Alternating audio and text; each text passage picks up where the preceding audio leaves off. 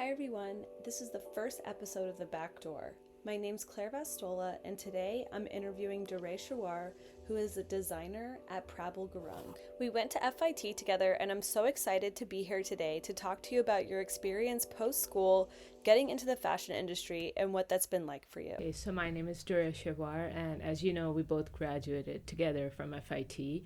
Since then, I've been working at Prabal Gurung as an assistant designer, and I've had prior experience as well at other companies, which we'll be talking about later. But yeah, that's what I'm doing nowadays. And I'm also a part-time tutor at FIT for all the fashion design courses. Yeah, I love that. It was a really helpful resource when I was there. Yeah, Because sometimes you definitely. just don't know, and then there's a person who's just there to help you, and you Yeah, sign up. I loved it. exactly. If you go to FIT, take advantage of that. Not enough people do. Yeah, But anyways, so we graduated in 2021? 22. 22. I can't even remember. I'm 22. time blind. So Yeah. basically, since then, so what was that like towards the end of school and like your experience with like senior year, fashion show, getting out of school, finding a job? Like, what was that like for you? So for me, I think I would say I was lucky enough to find a job even before I graduated because I was interning at Prabal Gurung in my final year. So I basically started an internship at like two other companies apart from Prabal. I started working at G3, it's a retail company. I didn't like it, I stopped. And then I went to Adam Lippe's. I interned for a month and I didn't enjoy working there, and I just like I quit. Yeah. Basically. And then I went back to Prabal Gurung because there was a senior designer who reached out to me. He was like, if you're interested, you should come back. I told him my whole story, and then I went back there. And there was a day when Prabal offered me the position, which was like an amazing thing for me. Yeah. It's not like everyone has, been through that. It's like I feel lucky about that. Yeah. And senior year, of course, is like really tough for all the fashion students because you're working on your thesis, you've got jobs, you've got internships, whatever. Life is so tough. And then you have to create something. You're under a constant pressure. You have to create something that nobody has seen before. Yeah. And then you're preparing for the fashion show.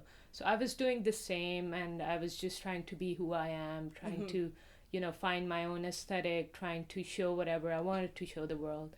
And on the side, I was interning at Prabal Gurung as well. So I felt like at that point, there are days when you start to feel like, no, this is not it's something you can do. You should quit. You should stop what you're doing. Yeah. And there are not many jobs that you can find in the industry. But then I kept on pushing myself forward. I kept on doing what I wanted to do, and then here I am. Yeah. Yeah, that's amazing. I can imagine that experience of going from like intern or even just getting an internship True. at like such a renowned like fashion house is very interesting experience because not a lot of people know how hard it is to land those kinds of jobs because there are so many different people out there. So as like maybe a person looking to land an internship, now that you've been in that space and it has since like moved forward from there, like what would you tell someone if they're like applying to try to get an internship or like an entry level role in a house like that? So in order to find a job, it's if you're interning somewhere, you have to be who you are. You have to work hard. You can't just like go there, sit and do nothing and just expect to find a job. Yeah. So every single day your supervisor will be watching you. They'll be observing you. They'll see things that you can do which other people can't. And if you're good at it, then they'll offer you a position. Definitely. That's what happened with me. Yeah. Because I've been hiring interns over here when I'm working at Prabal Gurung. So I've been learning these things, why and how I found this position where I am right now. One of the major reasons is that Prabal himself used to look at my work. He would like observe the kind of Photoshop, digital design, whatever, all the fashion sketches, draping. He would observe, and then there was a time when he was like, okay, I think you've got this in you, and then you should be here. You should be working in this company. Yeah, because there are interns who would just like, they wouldn't be interested in, working in a company, but then they also need a job. So they'll be like, just for the sake. What is like a typical day for you at your job being a fashion designer for Prabal Gurung? So a typical day I would go to the office, and then first thing is writing emails, of course, because I handle most of the fabrics, so I have to reach out to the mills, place orders, do fabric selections, and then just like keep track of everything that's coming. And after that, I would just like do the design stuff, you know, the creativity about being in a fashion industry. I would do digital design, making prints, whatever is the requirement. Prabal would come in the office, he would tell us what he needs, what he's looking for. If there's any research that we need to do, I would do that. So basically every day it's a bit different from what we like from other companies. There's like a specific schedule that you have to do this on Monday, Tuesday. It's different over here. Nothing's the same. Yeah, I imagine, because I've worked for smaller fashion houses, and you're kind of doing everything. I mean, at one point I was like cutting, sewing, pattern making, and then running social media. You know? Yeah, of course. Yeah, which is great. And I mean, I always say, if you want something done right, just hire a fashion designer, because like they've literally done anything in the creative field. They've done photography, they've done Photoshop, Illustrator, e-com, like marketing. No, of course. Like before I actually started working here in this industry, I used to think we would just go in the office, sit there and do sketches, but it's not the reality. That's not how it goes. You have to do everything. There are days when you'll be draping, you'll be sewing, you'll be making fabric swatches. Just name it and you'll be doing that. Yeah. How do you feel about that? Do you like it, or? I do like it, and I feel like it prepares me for my future as well, because I have plans of starting my own thing in the future. So, you know, in order to do that, you need to learn all the aspects of fashion. Yeah, definitely. And I think like what you learn in the industry will ultimately prepare you for what you want to do outside of working for someone else. And like, since you brought that up, like what are your goals, like potentially 5 years, 10 years with your brand? Like, what do you see yourself doing? So definitely I see myself running my own company in the next 5 years, and that's my goal. Oh, amazing. So at the moment I'm just gathering whatever I can, absorbing whatever I can from this industry, learning every single day. Yeah. And I'll put that in my work in the future. Yeah, okay. So maybe a hard question. What do you think is the most valuable thing you have learned so far? So valuable thing, I would say just be nice to everyone. Yeah, just don't change your attitude once you grow big, you know. You don't have to change yourself, just be who you are. Yeah, I love that. I feel that too. I'm always like, you know what, let's just be nice and then get famous. Just be nice. You don't have to change your attitude. You know. I think that's really great. And you know, I see interviews with bigger models or designers, and they say the same thing, and I really appreciate that, because as someone like you who has experienced and seen and heard horror stories, you know, it's like it's very much like about how you treat other people. And like, this industry is small, even though people don't realize it's so small, and everybody knows someone, or like maybe, you know, some connection somewhere. And I think it's gonna get bigger, because I think there's a more interest in fashion in general. I think like the younger generations are super. I would say that's like one of the reasons why I'm working at Prabal Gurung, because he himself is a genuinely nice person. He's a really good human being, and that's the reason why I came back to this company. Because, you know, I was interning in my third year at FID as well. I started out as an intern over there, but I was a production intern. So I went to Adam Lippe's, all these other companies, G3. I didn't find peace. I was not happy, you know. So I came back, and I felt like it was my second home. Can you want to elaborate a little bit on something that I think is really hard to do when you're in school, which is kind of like trust yourself a little bit, because I feel like you're being pulled so many different directions, and people are telling you, you have to do this, you have to do that. And I feel like essentially your internal compass is like your guiding force, and I feel like you have a really good example of this. Like, do you want to elaborate? Yeah, of course. So I feel like you don't have to listen to other people. You have to just do whatever you want to do. You know, at the end of the day, it's about you, about your design, your creativity. You're showing the world what you have in your mind and your heart. And if your professor or whatever your mentor tells you that you have to listen to them, you don't have to say no. You have to take in whatever their suggestions, whatever, but then mix it up with your thing, and then you'll come up with something so beautiful that people will like it. Because at the end of the day, it's about satisfaction satisfying yourself and your customer as well. Yeah. And if you satisfy your customer, then that's it. Your purpose is fulfilled. Yeah, definitely. Yeah. And I think that's like what you can be happiest with is True. when you're like, this is a representation of my creativity, where I'm at, like as an artist. And, you know, it's been so interesting learning about fashion and everything. And, oh, Charlie's alerting us that there's someone outside. He's the protector. Yeah. And I'm sure it's right in the mic. So hopefully this is not crazy. Maybe I should hold it. We'll see. This is our first time. So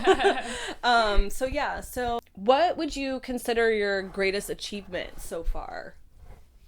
So I would say I haven't achieved that yet. There will be a time when I'll be doing making, like, giving back to the world. I feel like I would like to give back to all the people who have, like, you know, helped me get where I am right now. Yeah. And when I'm done with that, when I'm done helping people in the world, you know, whatever's going on right now even, and then I'll feel like I've achieved my, you know, I love that. Yeah, whatever I wanted to. And I feel like, you know, art and fashion has such a good way of, like, expression, but also, like, creating something that everyone can kind of appreciate. True. And I think people don't realize that about fashion because you know, it gets so diluted with, like, everyday versus couture versus this or that, but it is an expression that you're partaking in. Yeah.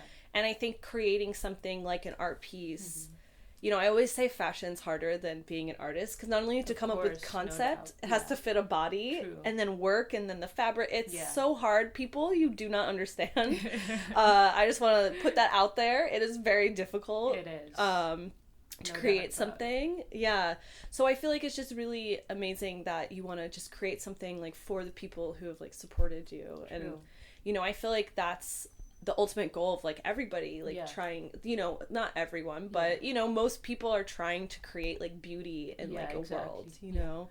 It's not just about creating clothes, you know? You have to think about, you know, the eco-friendly aspects of, you know, sustainability and everything. Yeah. So if you keep on creating and in the end it's just, like, destroying the world, that doesn't make sense. Yeah. So you have to think about those things. It's not about launching 4 collections in 1 year. You could do just one and be happy with it. Yeah. Yeah. You could just sell it year round and people will buy that. Yeah. And, like, maybe just change the colors or the fabrics, you know, those are all those things. And I mean, kind of, like, bringing me into my next question, it's kind of like, what would you like to see more in fashion? Like, is it sustainability or, you know, being able to wear clothes, like, multiple seasons? Like, what does that look like? So for me, it's not just about getting sustainable fabrics or, like, creating fibers that are sustainable, because I feel like at the end of the day, they are destroying the world.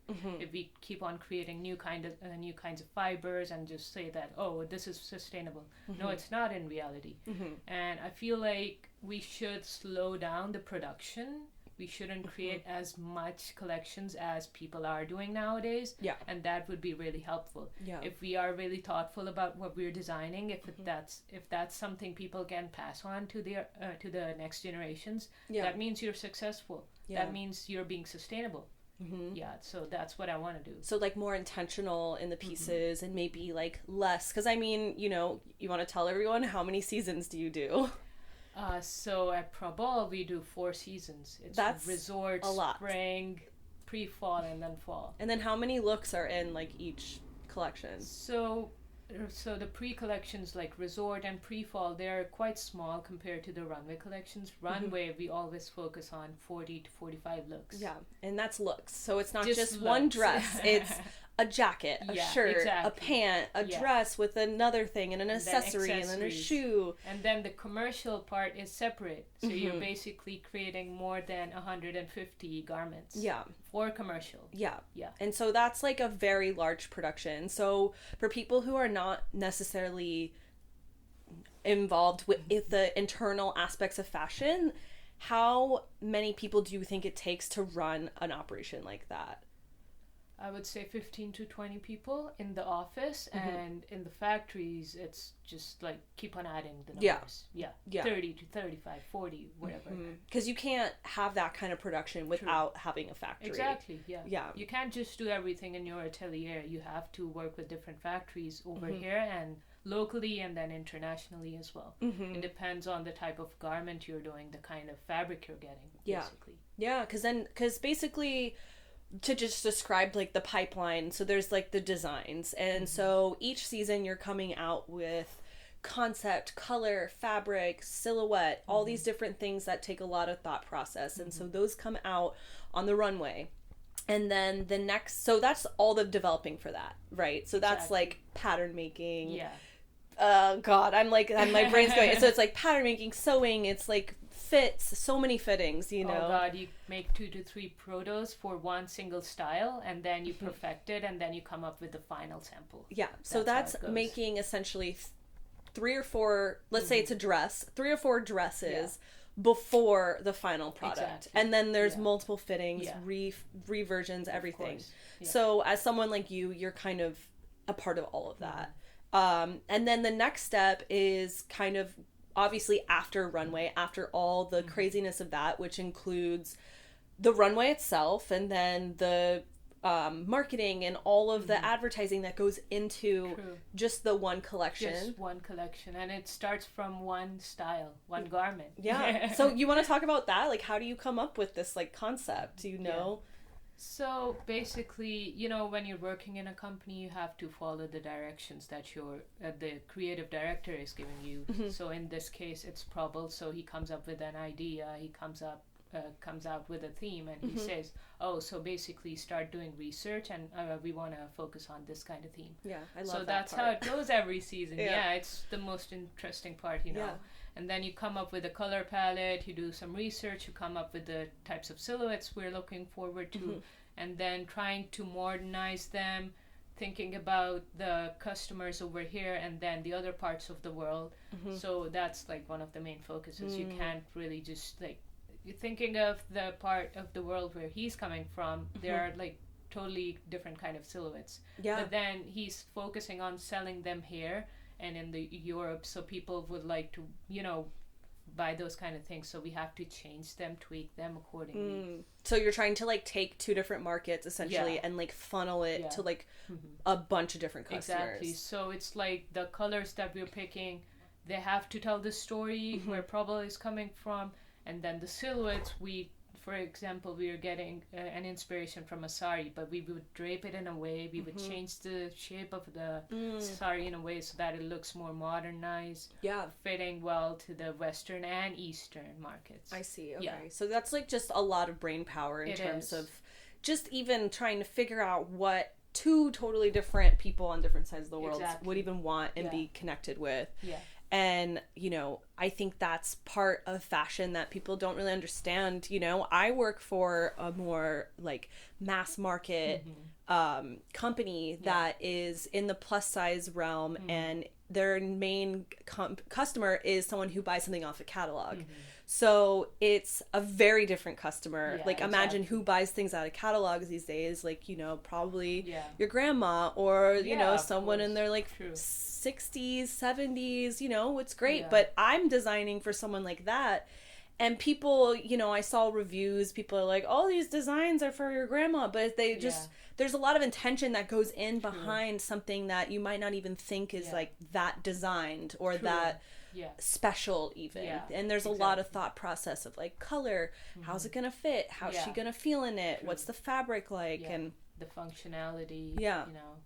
I think that's really interesting. So basically after you do all these thought processes that go into the design, and then you do your runway, and then you do all the craziness for that, the parties, everything, which is the best part is the parties, you know. The after parties. You have to have the after parties. Those are the best ones. So then they go into like production. So then you're talking to different factories for, you know, and let's say one ready to wear collection could come from up to like 10 different factories. Exactly, yeah. So there's one person that's keeping track of corresponding with all the different factories. There's another person that's dealing with the fabrics that go to the factories or whatever, and then you get your samples back from the factories, and you have to look at them and then eventually take photos of them and market them. So you know, I guess we're just kind of going through the fashion pipeline for maybe someone who doesn't listen, but eventually, you know, I'm trying to get to the point that in a small fashion house of 15 people, like where I work, there's like 500 people doing this, yeah, you know? So it's like, it kind of shows the duality of being a designer in a small brand, because you kind of have to do so many different aspects. People would think that our team would be so big because the name is big, it's a luxury company, but then in the end, in the design team, we're just 3 people. That's so crazy. 3 people designing the ready-to-wear collection. And then we just recently launched our Atelier Prabal Gurung collection, which is an evening wear collection. So we have a senior. So after your time being at Prabal Gurung, what was your favorite collection? My favorite, the most recent one. Really? Yeah. Do you want to talk about? Fall 24. Okay, Fall 24. What was your favorite part? The favorite part, so I had more freedom compared to the past years, because for this collection we didn't have a senior designer. It was just me, my co-worker, assistant designer, and then we have an associate designer. So we basically designed this whole thing. Amazing. Yeah. And I was majorly focusing on the fabrics and the prints and some of the silhouettes, and the associate designer would focus on the tailoring and some of the silhouettes, and then the other one worked on the knitwear. And in addition to that, she would drape some things. It's not just like we were sitting there and sketching. Coming back to that point. So we were also doing the embroidery. Wow. So if you look at the last few styles on the runway, so we basically made those by hand. We were doing all the we would cut the organza strips and then shred them and then pin them by hand. Oh my gosh. On the like yardages of fabric, and then put them on the model, fit it, and then come up with the final. And so I never thought I would be designing prints as well, because even at school I never did prints. I never did the flat sketches or whatever. The things that I felt like I was not interested in, I'm doing those now. I feel like that's one of the reasons why you can call yourself as a designer, as a successful designer. So if there's something that you feel like you don't want to do, you have to push yourself towards that. And that's tech packs, flats, detail. That's a hireable skill immediately outside of school. That's true. I appreciate. I mean, that's honestly what I've really gotten hired for. It's like, wait, can you do flats? I'm like, yes, I can do flats. You know, because if you can't sew, you could do flats. True. You know, it's like one or the other. You can do the cats. Let's talk about Fashion Week, because I think people are probably really excited about that. Like, what have you met any celebrities? Like, have you done anything cool or like interacted? Like, what's backstage like? Backstage is very hectic. It's not as fun as you would suppose it to be. But then, when you think about it, since we're done with New York Fashion Week now, I'm feeling like it was kind of exciting when I'm thinking about it. There's like all these supermodels that you get to work with, you're interacting with them, you're helping them get in the garments, you know, all the things that happen behind the scenes. And then the celebrities, so of course it's Prabal Gurung. He got Anna Wintour this time. That's crazy. She always comes to his fashion shows. And then there was the mayor of New York, and then the governor comes, and then there are some actors and actresses. You know, all these influencers, major personalities. Paris Hilton. Wow. Did you see her? I see them all the time. Yeah, that's so cool. But we're majorly behind the scenes, you know, working backstage, so we don't really get to be in the front. And that's why I really want to do this podcast, is because I think that's just such a narrative that kind of gets missed, because everybody wants to see the celebrities, the head designer, and there's really so much more behind the one person. And I think it's important. I feel like once you start doing it, you start to lose interest in who's coming in and who's going out, because it starts to feel like you're just working. It's your job. You have to do it. To like an outsider, they're like, oh my gosh, Anna Wintour, Paris even Hilton. Anna Wintour was there. We knew she was there. Like everyone goes crazy that Anna is coming to the show. But then at the end of the day, we were like, oh, she's here. That's good. Good for the company. You know? You're like, oh, we must be doing something right. We're doing our jobs right. True.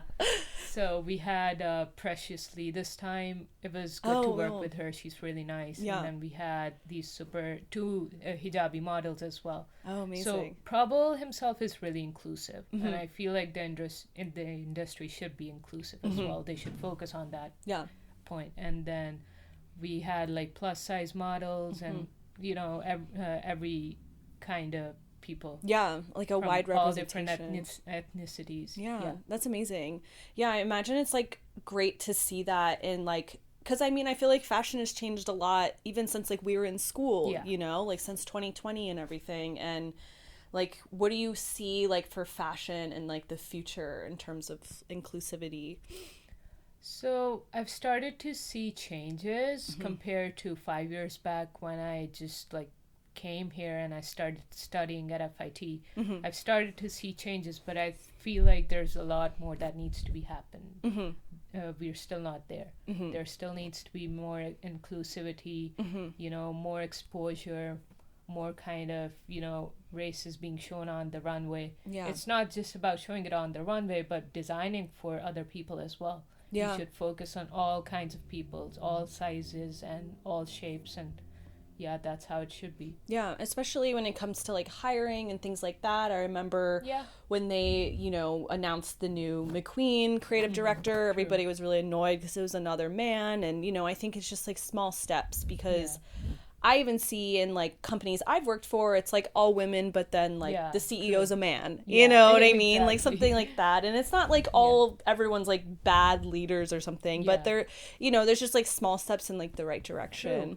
Because I read somewhere like out of all these companies, all the major brands in the world, there's just 4 or 5 women creative directors and the rest are all male. Yeah. So I feel like there should be more representation. Yeah, definitely. There should be more equality in this industry. Yeah. Which we are not seeing this coming in the next 10 years, I would say. Yeah, definitely. Because that's how it's been in the past. It's been so many years. Yeah. It hasn't changed. Yeah, and I think it's great that like he's kind of at the forefront at that. And like, you know, you're at a pivotal point, you know, and I think that's like really great to see in real time, you know. I think it is a really interesting time in fashion, you know, like I think it's not so hidden and gate kept and like part of this podcast is really trying to, you know, not like expose, but just like show, like shed light on people who are like working for these companies and like what that's like for a person who's a designer and wanting to get in the industry or someone who's just really curious in fashion or people who are just trying to like just get a general scope of like what the industry is like. Getting into fashion, what was your favorite designer or that like moment where you were like, this is what I'm doing? Like what was that moment for you? Without any thought, Ralph Lauren. Really? I'm obsessed with Ralph Lauren. Oh my gosh, you hear that, Ralph Lauren? Yeah, and I always wanted to work for him, but I've realized it's hard to get in that company. Yeah. Well, if anyone could do it, it's you. I trust that. Yeah. Oh my gosh. Or you have any new projects or like anything you want to share with like listeners, like your Instagram or anything like that? So yeah, I'll be working on my next collection really soon. Amazing. And I'm trying to focus on my own brand as well. So yeah, my Instagram page is Dureshehwar New York. So if anyone's interested, they can just go and follow me. Amazing. Yeah, we definitely will. And we'll show lots of the things that you'll share with us. Like, and I don't know, I'm really happy that you're here and we can do this together and kind of share and the beginning steps of this podcast. And hopefully, like, you know, in a couple years I'll be interviewing you about your own brand and we'll be like, remember when we were so nervous sitting on my couch with my little dog, you know? And I think this is great, so thank you so much. Thank you so much for inviting me. It's been amazing. It's good. I'm glad. I've really enjoyed this. Good. All right, great. That's a wrap. All right.